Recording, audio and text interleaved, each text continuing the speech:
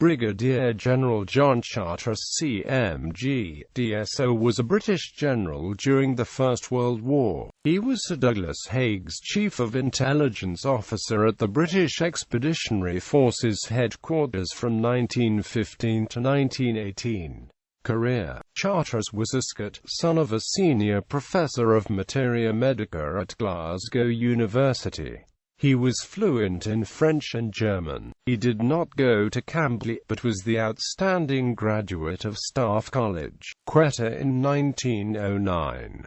When Haig was appointed to Corps Commander at Aldershot in 1912, the then Captain Charteris was one of the trusted officers whom he brought from India with him. He was brash, untidy, and liked to start the day with a brandy and soda.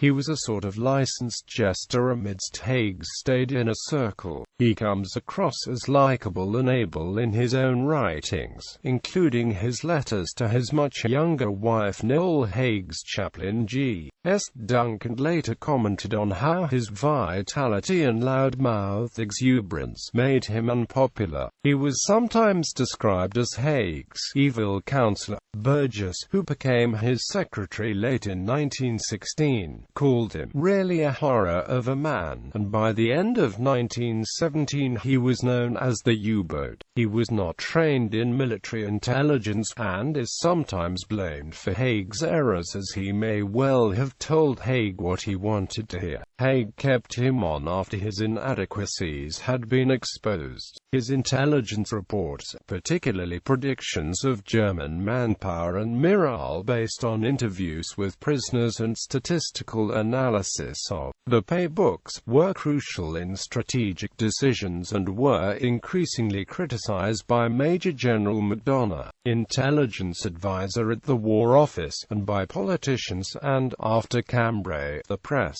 During the Third Battle of Ypres and at Cambrai, Charteris was certainly guilty of being overly optimistic with regard to the Allies' chances of success at both set-piece battles. Haig was later forced to dismiss Charteris after Charteris angered Lord Derby, then Secretary of State for War. In January 1918, Brigadier General Edgar William Cox was recalled to France to replace Charteris. Charteris's final intelligence reports correctly predicted a German offensive in spring 1918. Charteris was moved to the job of Deputy Director of Transportation at GHQ Propaganda. He has also been associated with some notable Allied propaganda and disinformation successes, such as the Masterhulks of World War I, the story of the German corpse factory Kadaververtungsans, in which the Germans supposedly rendered their own dead soldiers into fats. This story had circulated in several British and international newspapers in 1917.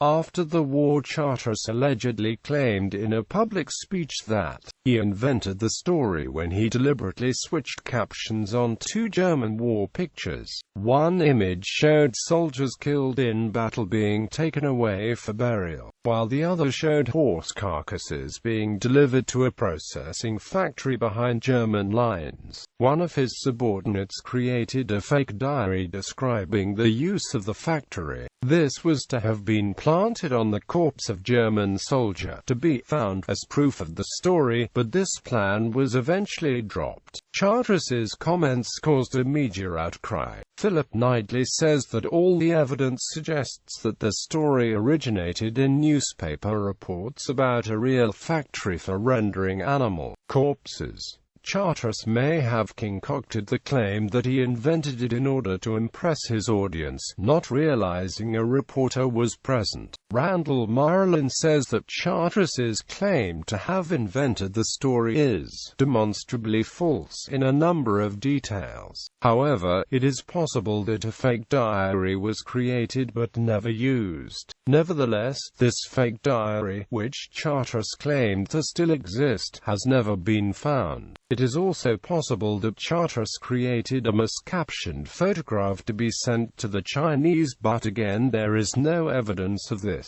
In fact, Charteris's comments later gave Adolf Hitler rhetorical ammunition to portray the British as liars. A letter from Charteris, published in his Reminiscences with the date 5 September 1914, noted the story of the Angels of Mons going strong through the Second Corps.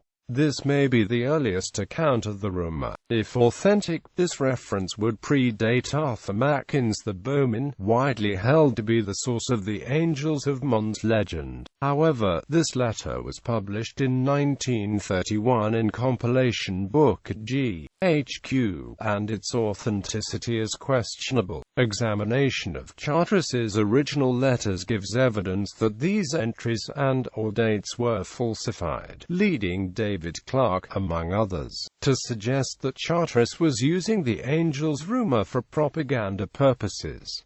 Charteris had not kept a diary at the time, so its G.H.Q. consisted of papers, notes and letters from the time rewritten into diary form. He confessed to sometimes amplifying from memory, but by and large the reconstructed diary is consistent with records which he kept at the time, e.g. his entry for the first day of the Somme, which he states was not an attempt to win the war at a blow, and weeks of hard fighting lay ahead. After the war he was the Conservative MP for Dumfriesshire. He wrote 2 books on Haig, Field Marshal Earl Haig, and Haig.